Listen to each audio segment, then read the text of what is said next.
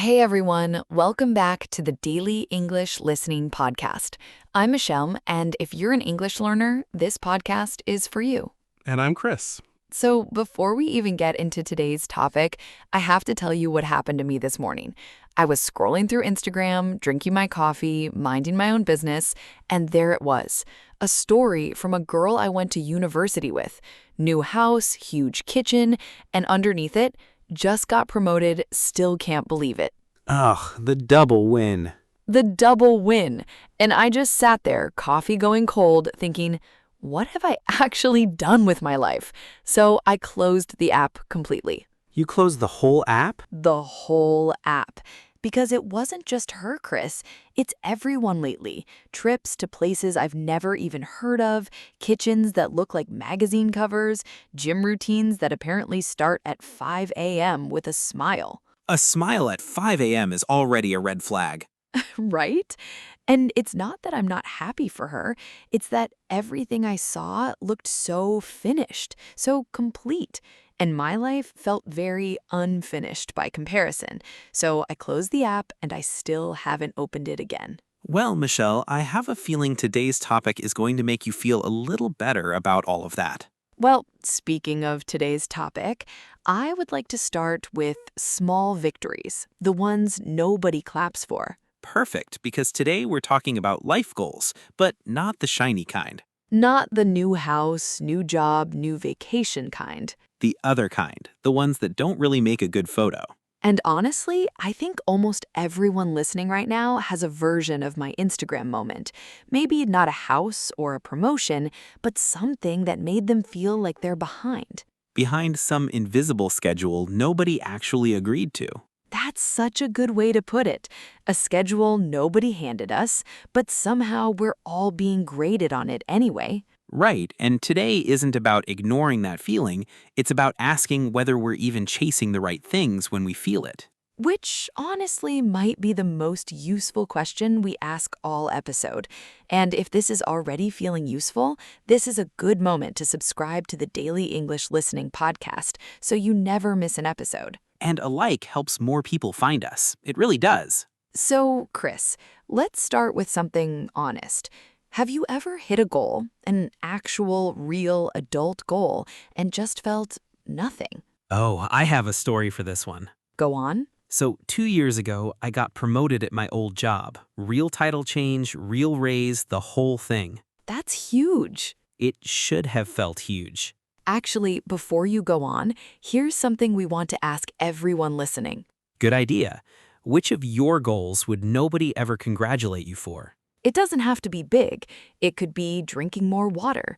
It could be finally answering a message you've been avoiding for weeks. Write it in the comments. We read every single one. Okay, go on. You were saying it should have felt huge. Right. I remember getting the email, closing my laptop, and just sitting there in my kitchen. And? And I felt this strange emptiness, like I'd been climbing towards something for months, and I finally got there, and there was just nothing waiting for me. What was actually going through your head sitting there? Mostly confusion. I kept thinking I did everything right.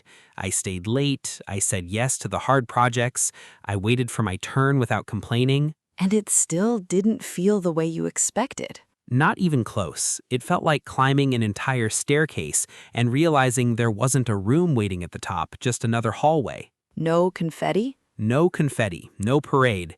Just me, alone in my kitchen, wondering why I didn't feel the way I thought I would. Did you call anyone to tell them? I thought about calling my dad. He'd been asking about the promotion for months. And did you? I didn't. I just stood there holding my phone, and somehow calling him felt like too much effort for a feeling I couldn't even explain. That's such a strange kind of loneliness, getting the very thing you asked for and still not knowing who to call. I posted it online instead, actually. Got a lot of likes, a lot of nice comments. But none of that touched the actual feeling. The likes were nice for about 10 minutes, then I was back to feeling the same as before, just with a new title. that is such a strange, quiet kind of disappointment. It is, and here's the part I didn't expect. A few months later, I finally started sleeping properly, like actually 7 hours, no waking up at 3 a.m. with my brain racing. That sounds small compared to a promotion. It sounds small, but Michelle, that change did more for how I felt about my life than the promotion ever did. And you didn't post that. Who's going to like a photo of me sleeping? Fair point. But that's the thing. Nobody congratulates you for sleeping better. Nobody congratulates you for finally being patient with your mom on the phone instead of getting irritated in the first 2 minutes. Nobody sends flowers when you finish a difficult round of therapy. Nobody throws you a party for finally going to bed at a reasonable time 3 nights in a row. 3 nights in a row does sound like an achievement, honestly. Right, and nobody claps when you finally forgive someone who hurt you. But those are the things that actually change how a person lives. They are, and I think that's the real story hiding behind my empty kitchen moment. I got the loud goal, I never really chased the quiet ones.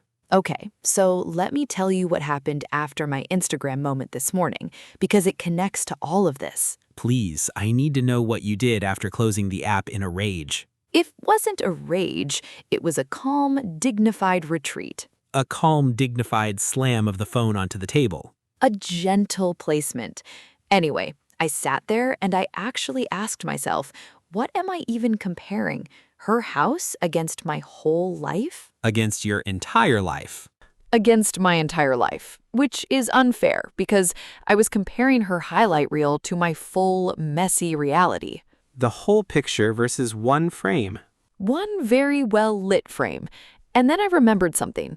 2 months ago, I finally made the conversation I'd been avoiding with my sister for almost a year. The one about the wedding thing. That one. We didn't talk for months after a disagreement, and I kept telling myself I'd deal with it later. Later being the word we use to avoid things forever. Basically, yes. But I finally called her. It was awkward, it was uncomfortable. There was a long silence in the middle where I thought she'd hung up. Did she hang up? No, she was crying. We both were. Michelle. I know. And the strange part is, I almost didn't make that call. I had my thumb over her name in my contacts for probably 10 minutes before I actually pressed it. 10 minutes of just staring at the screen. 10 full minutes. My heart was pounding like I was about to do something dangerous, and all I was doing was calling my own sister. That says a lot about how heavy that particular goal had gotten. It had gotten so heavy, I'd almost convinced myself the silence was easier than the conversation. And was it easier? For about a year, yes. Then it just became its own kind of exhausting. And afterward, I didn't post anything about it. There's no photo for I repaired a relationship with my sister. There's no cute caption for that. What actually changed once you two finally talked? Honestly, not much on the surface. We still disagree about the wedding seating, if you can believe that. Some things never change. Never. But something underneath it shifted. I stopped carrying this quiet dread every time her name popped up on my phone. That dread must have been exhausting to carry around for a year. It was, and I didn't even notice how much energy it was taking until it was gone. It's strange how a feeling can become normal just because it's been there long enough. That's precisely it. I thought that tightness in my chest whenever I saw her name was just how things were now. I forgot it used to feel different. But it probably mattered more than any trip you've ever taken. It mattered more than almost anything I've done this year, and nobody outside my family even knows it happened. So here's a question for you. If you had to choose right now between getting the promotion you want at work or finally letting go of the habit of comparing yourself to your coworkers every single day, which one actually changes your life more? Honestly, the second one. The promotion would feel amazing for a week, but comparing myself to everyone constantly, that's been quietly draining me for years. Same with a dream trip versus calling a friend you've drifted away from. The trip gives you incredible photos. The phone call gives you your friend back. Did you actually make that call, or is this hypothetical? I did, actually. Called an old friend I hadn't spoken to in maybe 3 years. How did it go? Awkward for the first 2 minutes, and then it was like no time had passed at all. We talked for almost an hour. No photo for that either. None, but I've thought about that call more than any trip I took last year. And a new house versus finally sleeping 7 hours a night without waking up anxious? The house looks better online. The sleep changes how you actually feel every single morning of your life. What about a dream vacation versus actually setting a boundary with someone who keeps taking advantage of your time? Ugh, that one hurts a little. It's supposed to. The vacation gives you a week of amazing photos. The boundary gives you your Sundays back for the rest of your life. And nobody posts the sentence, "No, I can't help with that this weekend." Nobody. But that sentence might do more for someone's mental health than any beach in the world. One more. A big graduation or a big certificate on the wall versus actually asking for help when you're struggling instead of pretending you've got it handled. The certificate looks great framed on the wall. Asking for help doesn't look great anywhere. It just quietly saves you from drowning. And nobody frames the sentence, "I can't do this alone." Nobody. Nobody would want to, but saying it out loud has probably saved more people than any diploma ever did. It's strange, isn't it? The goals that would genuinely transform how we feel are usually invisible. Nobody sees them. Nobody can measure them from the outside. And because nobody sees them, we keep pushing them to the bottom of the list. We chase the loud goal because it's easy to prove we did something. The quiet goal doesn't come with proof. It just comes with a slightly lighter feeling in your chest, A lighter feeling nobody else can confirm. which almost makes it feel like it doesn't count. But it counts the most. I think that's genuinely the whole episode right there. We're not finished yet. I know. Let's slow down for a second, though, because there's a real risk in what we're saying. Which is? Which is that someone hears this and thinks, okay, so ambition is bad and posting your promotion is shallow. No, that's not it at all. Wanting the promotion is completely fine. Being proud of the new house is completely fine. The problem isn't wanting visible things. The problem is when the invisible things get postponed forever because they never feel urgent. Nobody ever got a deadline for forgiving someone. Nobody ever got fired for not finishing therapy on time. So those goals just sit there quietly for years. While the loud goals get all our energy because they come with a reward we can actually see. A like, a comment, a congratulations at a family dinner. Meanwhile, the goal that would genuinely make you feel like a calmer, more whole person waits in a drawer somewhere. I like that, a drawer. It's like we have two lists. One list is loud and it's on display. The other list is quiet and it's in a drawer we rarely open. And the drawer list is usually the one that would actually change things.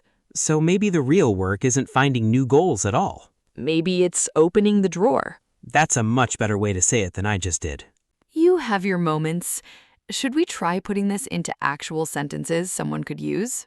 Yes, let's do that. If you're the kind of person who's been quietly avoiding a drawer goal, here's a simple way to name it out loud.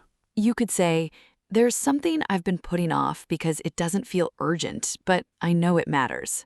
Or, I keep comparing my life to what I see online and I want to stop. Or even just saying, I forgive you, to someone who's been waiting years to hear it. Or, one my mom actually used with me once, I'm proud of who you're becoming, not just what you've achieved. That's a good one to steal. You don't have to announce it to anyone either. Sometimes the sentence is just for you, said quietly in your own head before you actually do the thing. Chris, imagine standing in your kitchen at midnight and telling yourself, tomorrow I put the phone down first thing. That's the kind of sentence. Small, private, and completely mine. None of those sentences make a good photo. None of them, but all of them are worth more than most captions I've ever written. Now that we've talked about the goals nobody claps for, let's slow down some of the words we use today. It's time for Word Tour, where we take strong words from the conversation and really sit with them. Next word, fulfilling. Repeat after me. Fulfilling. One more time. Fulfilling. And the last one, fulfilling.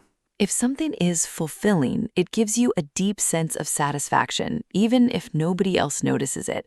For example, sleeping properly again felt more fulfilling than the promotion ever did. Or calling my sister was uncomfortable, but it was one of the most fulfilling conversations I've had all year. And a fulfilling life isn't always an impressive one from the outside. Here's the next word, resent. Say it with me. Resent. Once more, resent. And to finish it off, resent. To resent someone or something means to feel bitter or annoyed about it, often quietly, over time. For example, I didn't realize how much I resented constantly comparing myself to my coworkers. Or she resented staying silent for so long instead of having the conversation. And if you resent something for years, it usually means it's time to finally deal with it. Next word, overwhelmed. Repeat after me.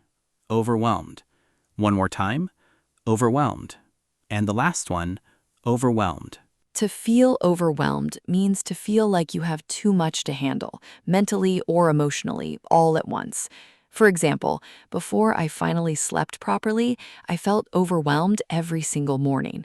Or he felt so overwhelmed by everyone else's success online that he deleted the app for a week. And feeling overwhelmed is often a sign that something quiet needs your attention. Moving on to our next phrase, let go of. Try it out loud. Let go of. Again, let go of. And one last time, let go of. To let go of something means to stop holding on to a feeling, habit, or belief that isn't helping you anymore. For example, it took me years to finally let go of the need to compare my life to hers. Or forgiving him meant letting go of years of quiet resentment. And letting go of something doesn't mean forgetting it, it means no longer carrying it. Here's the next word, worthwhile. Repeat after me, worthwhile. One more round, worthwhile. And the final repeat, worthwhile. If something is worthwhile, it's valuable enough to justify the time or effort it takes, even if nobody else sees the result. For example, that phone call with my sister was uncomfortable but completely worthwhile. Or therapy felt slow and expensive, but he still says it was the most worthwhile decision he's made. And the most worthwhile goals rarely make an interesting photo. Last word of the day, unnoticed. Say it with me, unnoticed. One more time, unnoticed. And the last one, unnoticed. If something goes unnoticed, nobody else sees it or acknowledges it, even though it might be significant. For example, my better sleep went completely unnoticed by everyone except me. Or his patience with his mother went unnoticed, but it changed their entire relationship. And some of the most important changes in a person's life happen almost entirely unnoticed. So today we talked about fulfilling changes, learning to let go, and the quiet, worthwhile goals that so often go unnoticed. And that's also why we always encourage you to come back to episodes like this one, to actually use these words in your own sentences, not just hear them once. Because hearing a word is one thing, using it in your own life is where it actually sticks. Before we finish, I keep thinking about that drawer we talked about earlier. The one with the quiet goals in it. Right. And I don't think the answer is to suddenly go open every drawer today. No, that sounds exhausting. It is. I think the answer is just noticing that the drawer exists at all. And maybe picking one thing inside it. Just one, not a whole list. Just one honest, unphotographable thing that you know, deep down, actually matters. And maybe not even telling anyone you're working on it. That's an interesting idea, doing it quietly without an audience. Because the moment it becomes something to show people, it starts turning back into a performance. And performances are for the loud list, not the drawer list. I keep thinking about my old kitchen, standing there after the promotion, feeling nothing. And now? Now I think the goal I'm proudest of this year is one nobody will ever congratulate me for. What is it? I finally stopped checking my phone first thing. That's it. That's the whole achievement. No parade for that one either. No parade, but my mornings feel like mine again, for the first 10 minutes at least, before the day takes over. 10 minutes is still 10 minutes you didn't have before. It is, and weirdly, that small, boring change has done more for how I feel about my life than the promotion ever did. Maybe that's what we should have called this episode, the boring changes that actually work. A little less catchy than life goals, though. Fair, we'll keep the title. But I think that's genuinely the point. The goals that change your life quietly don't need a catchy name. They just need you to actually start. No launch date, no countdown, just one Tuesday where you finally do the thing. So maybe that's the question to leave everyone with today. Which of your goals would nobody ever congratulate you for, but you know quietly that it matters? Sit with that one for a second. And if you want to keep building your confidence with English while you sit with it, we have an episode on how to speak English when you're nervous. It's a really useful next step. This is Michelle. And this is Chris. Take care of your English. And take care of your heart. Bye, everyone. Bye.